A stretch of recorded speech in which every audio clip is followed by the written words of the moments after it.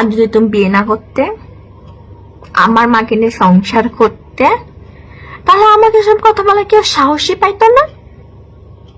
Jail যদি কারো খাটতে হয় তাহলে সেটা তোমার। প্রিয় দর্শক, আসসালামু আলাইকুম।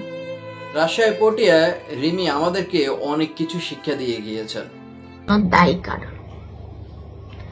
প্রথমে আমার মা বাবাকে, আমার ছোট মাকে, আমার বাপকে বলি যে আমি মরে গেলে তুমি আমার প্রিয় মানুষটাকে এই জেল, আদালত, থানা, আইনের পিছে ঘুরাবা না।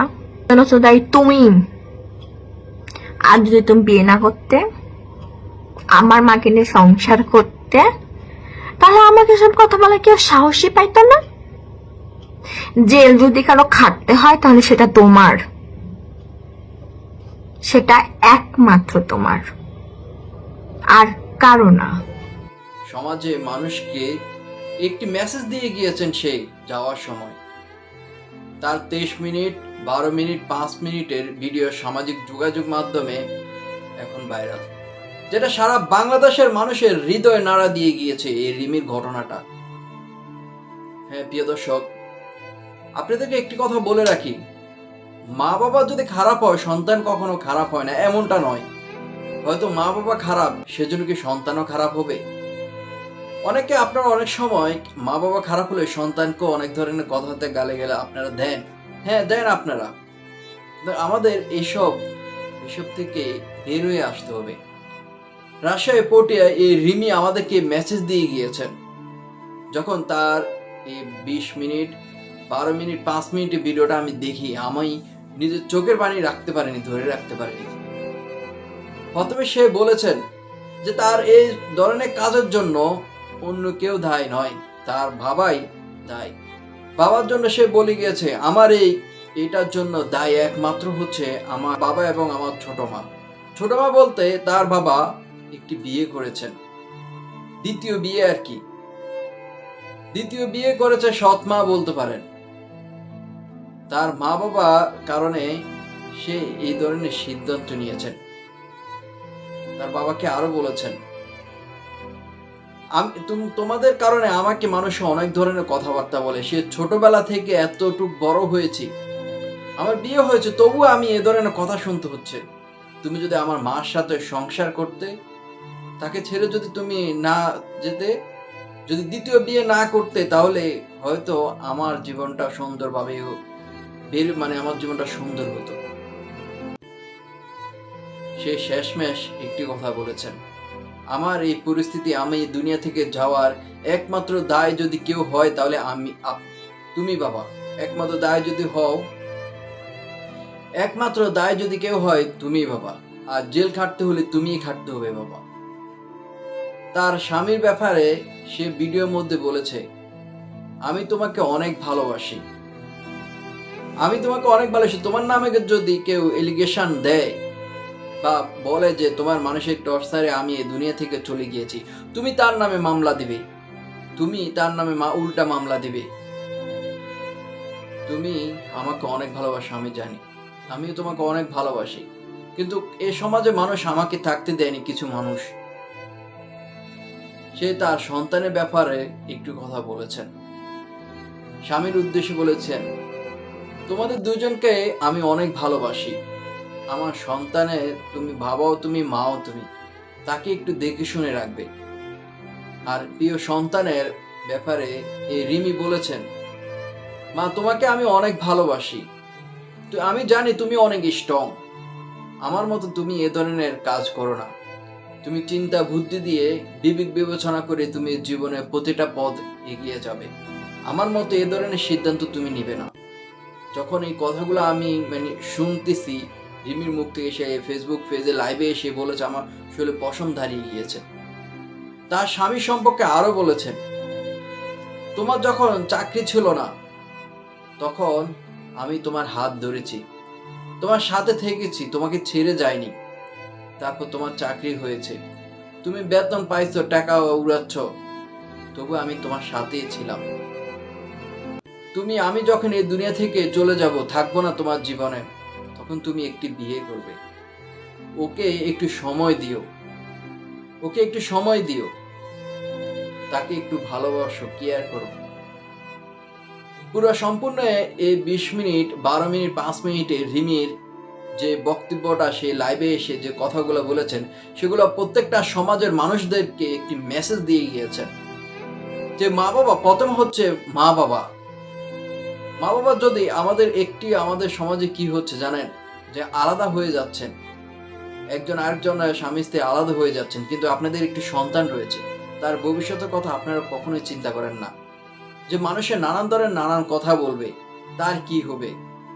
আপনারা হয়তো তাদের মুখের দিকে তাকিয়ে তো সংসারটা চালিয়ে যেতে পারেন। যেমন রিমির ব্যাপারটা দেখুন, ছোটবেলা তার মাকে ছেড়ে দিয়েছে তার বাবা, কিন্তু দ্বিতীয় বিয়ে করেছে ছোট মা, সৎমা। সৎমা কি ভালো হবে এমন কথা নয়। বাবা তাকে আদর যত্ন ভালোবাসা কতটুকু দিয়েছে সেটা বাস্তব প্রমাণ রিমির কাছ থেকে, আমরা রিমির কথা থেকে বুঝে গিয়েছি। জেল খাটতে হলে বাবাকেই খাটতে বলেছেন। তারপর স্বামীর ব্যাপারও বলেছেন যে তাকে মানে ওই যে দ্বিতীয় বিয়ে করলে একটু সময় দিও মানে হচ্ছে ঈদের দিন, পবিত্র ঈদের দিন সন্তান এবং স্বামীকে কাছে পাওয়ার কথা ছিল রিমির, কিন্তু তাও জুটুনি তার ভাগ্যে। একে কিভাবে সেই ঈদ কাটিয়েছে। তাহলে একটা মেয়ে আর কি কতটা বেদনা কষ্ট হলে এই কাজটা করতে পারেন, জাস্ট আপনারা একটু ভাবুন। প্রতিটা সমাজের আপনাদেরকে বলছি, এই রিমির পটুয়া, রাজশাহী পটুয়ার ঘটনা থেকে আপনারা একটু শিক্ষা গ্রহণ করুন। যে মা বাবা যদি খারাপ হয়, সন্তানদের খারাপ হবে, সন্তানদের আপনার নানান ধরনের কথা বলবেন, এটা উচিত নয়।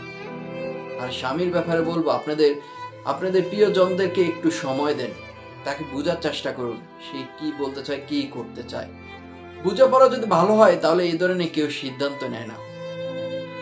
আর আপু রিমি, আপনি যে কাজটি করেছেন সেটা মোটেও ঠিক করেননি। এই দুনিয়াতে থেকে সবকিছু সমাধান করতে হয়, চলে যাওয়া কোনো সমাধান নয়। আপনার একটি সন্তানও ছিল, সন্তানের মুখের দিকে তাকিয়ে হয়তো আপনি থাকতে পারতেন। সে এখন কি করবে, এতিম হয়ে গিয়েছে। হ্যাঁ, হয়তো দ্বিতীয় বিয়ে করবে, আপনার মতো এই ধরনের অবস্থা হবে তার, কারণ আপনার বাবা দ্বিতীয় বিয়ে করেছে। কেমন হয়েছে সংসার শান্তি। যাই হোক প্রিয় দর্শক, আজকের ভিডিওটা যদি ভালো লাগে অবশ্যই শেয়ার করে দিবেন। প্রত্যেক সমাজের মানুষটি এই যেন মেসেজগুলো যেন পায় যে মা বাবা সন্তানদেরকে একটু ভালোবাসা, স্নেহ দেওয়া দরকার, তাদের সময় দেওয়া দরকার। সে সাথে স্বামীরও তার প্রিয়জন, তার স্ত্রীকে সময় দেওয়া দরকার, তার বোঝা দরকার। প্রত্যেকের বোঝা দরকার। রিমি যে কথাগুলো বলেছেন আপনারা হয়তো ইতিমধ্যে সবাই শুনতে পেয়েছেন, দেখতে পেয়েছেন। তারপর সেই ভিডিওগুলা সামাজিক যোগাযোগ মাধ্যমে দেওয়ার পর, লাইভে থাকার পর সেই পরে রাতে এই দুনিয়া ছেড়ে চলে গিয়েছেন। এই দুনিয়া মায়া ছেড়ে সে চলে গিয়েছেন, কিন্তু কিছু মানুষদেরকে শিক্ষা দিয়ে গিয়েছেন, মেসেজ দিয়ে গিয়েছেন। সে পরিশেষে আরো একটি কথা বলেছেন। সে একটি উপন্যাস লিখতে বসেছেন, লিখছেন, অর্ধেক পর্যন্ত লিখছেন। সেটার নাম ছিল এই দুনিয়া থেকে চলে যাওয়া, কিন্তু সেই এই লেখা সম্পূর্ণ করার আগেই সেই দুনিয়া থেকে চলে গিয়েছেন। যাই হোক, আজকে ভিডিওটা করতে গিয়ে আমার কাছে নিজের কাছে অনেক খারাপ লাগলো। রিমির ভিডিওটা যখন দেখতে পেলাম বা তার কথাগুলো শুনলাম, আমার হৃদয় রক্তক্ষরণ হয়ে গেছে। মানে আমি আবেগে আবৃত হয়ে গিয়েছে, মানে নিজেকে কন্ট্রোল করতে পারিনি। সে প্রথম ভিডিও শুরুতে বলেছেন, গতকালকে তো আমি এই দুনিয়া থেকে চলে যাব, একটু সাজগুজ করে নি, বিয়ের সময় তো সাজগুজ করতে পারিনি, একটু কাজল লাগিয়ে নি।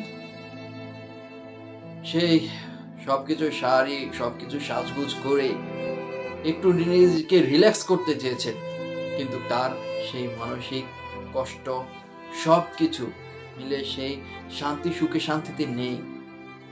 না থাকার কারণেই সবকিছু মানুষের তীক্ষ্ণ ভালোবাসায় সেই নিজের জীবন নিজে দিয়ে দিয়েছেন। এই দুনিয়া মায়া ছেড়ে চলে গিয়েছেন।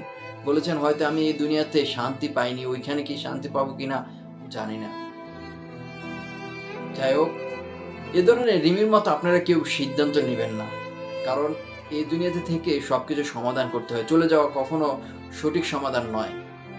সংসারে অশান্তি, দুঃখ, কষ্ট, বেদনা অনেক কিছু থাকতে পারে। সব মিলিয়ে আপনি জীবনটাকে নিজের মতো করে ভরে নিতে হবে, এটাই বাস্তব। ভালো থাকবেন, সুস্থ থাকবেন, নিরাপদে থাকবেন। যারা আমার ইউটিউবে চ্যানেলে দেখতে পাচ্ছেন এই ভিডিওটি, আমার চ্যানেলে যদি নতুন হন অবশ্যই আমার চ্যানেলটি সাবস্ক্রাইব করবেন। ফেসবুক পেজে দেখে থাকলে অবশ্যই পেজটি ফলো দিয়ে রাখবেন, ভিডিওটা ভালো শেয়ার করে দিবেন।